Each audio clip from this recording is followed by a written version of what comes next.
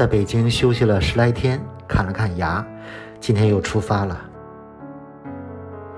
这次的目的地先是越南，我是在11月就把越南签证签下来了，花了360一个月的时间。签证日期是从12月10号到1月8号，一共是30天。但因为临时增加了去大阪、京都、赏秋的行程，所以这个越南就往后推了。越南的签证期离境日期是固定的，必须在离境日离开越南，这样算下来留给在越南的旅游时间就缩短了很多。我这个是1月8号到期，所以去越南旅游的时间也不到10天了。不到10天显然玩不了几个地方，但又不想浪费这个签证，于是买了一张北京经昆明到河内的机票，还是来了。本来在昆明是下午2点的飞机，延误了3个小时，5点多才起飞。选了个靠窗的座位，窗外的云彩非常漂亮。从昆明到河内，飞行时间只要1个小时。现在飞机落地了，准备办入境手续。入境手续非常简单，什么都不用准备，就拿着护照和签证，直接盖章。现在办好了入境手续，先在机场大厅换点钱。这里是人工的，旁边有一个提款机，肯定用提款机更划算了。一张50万，换了200万，200万大概合500。越南的钱都很大，我换了200万，大概花了580多人民币。电话卡提前在淘宝买的，10天无限量，30块。出了机场大厅，可以打车，也可以坐公交车去市区。用软件打车也需要100多人民币，最后选择了坐公交车13。上车后才买票，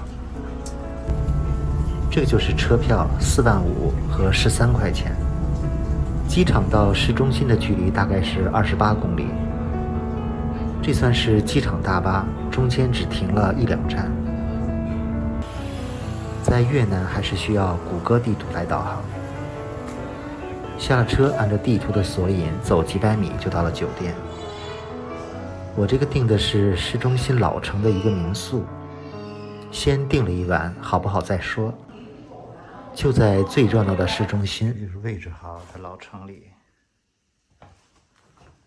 这个最多算是个旅馆吧，是一个高级大床房。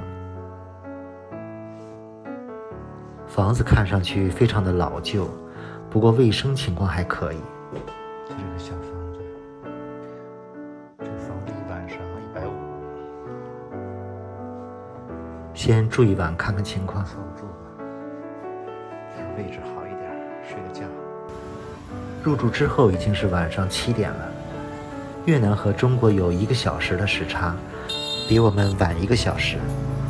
酒店门口就是热闹的街巷，也看到有好几个旅游公司，没想到河内这边还有不少的旅游资源呢。我这次在河内主要是去一下下龙湾，另外在老城做一点城市徒步。因为时间紧张，我直接在淘宝上订的一个下龙湾1日游，370多。现场问了问这家，给我报价是65美金，大概要460人民币了，估计也能砍价。算它的步行街。酒店旁边就是步行街，估计是这里的夜市吧，但是感觉这个夜市很大，好多条街。先逛一逛这里的夜市，看看有没有什么可以吃的东西。没想到越南吸引了这么多的欧美游客，感觉欧美游客的比例能赶上泰国了。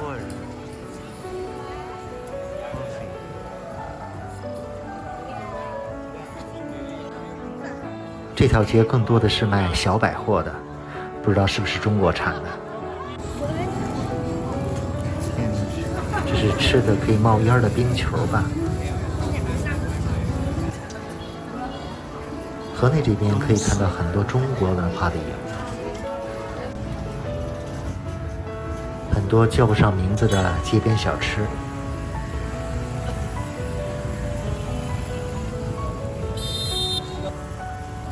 这晚上是真热闹，车特别的多。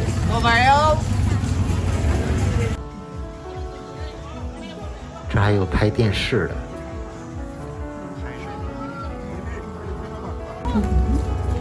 这个路口人更多了，好像有个演出。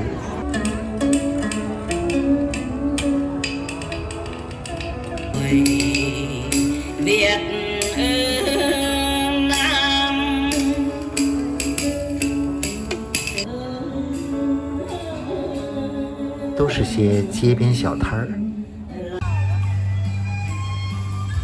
感觉这里就应该是河内比较大的夜市了。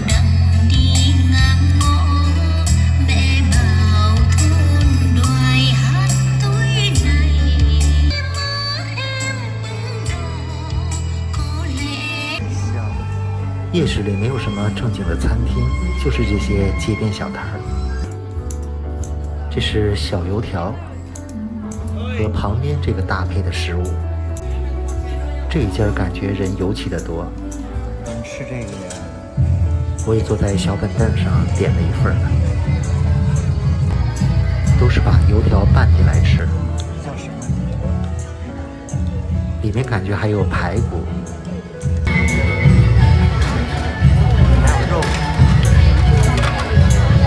我也不知道它是叫什么。有小油条，里面还有肉。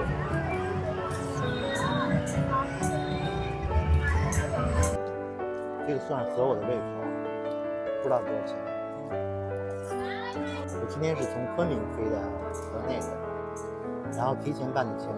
我这个签证啊，就办的时候不太了解它那个规则，它实际上就是给了你1个月，就最后一天你必须走，不是说你从入境那一天往后给你延1个月，所以我只能在这个越南待9天，所以我想利用这个9天时间呢，把一些比较典型的河内越南好一点的地方走3、4个地方就可以。然后第一站河内。河内就是下龙湾肯定要去，然后其他的话老城转一转，其他看时间了。然后岘港会去，胡志明会去，然后再去2个古城。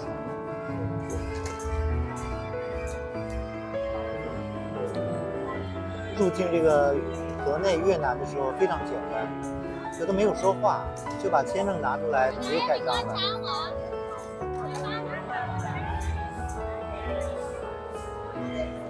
住的这地方就是老城，所以都是步行街。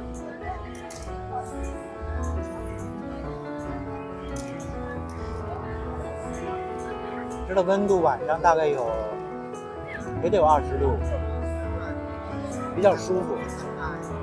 它这个是4万，4万才10块钱吧，11、12块钱。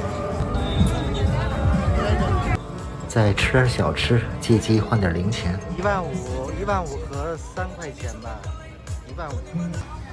这有个超市，看看超市里面能不能用支付宝、微信。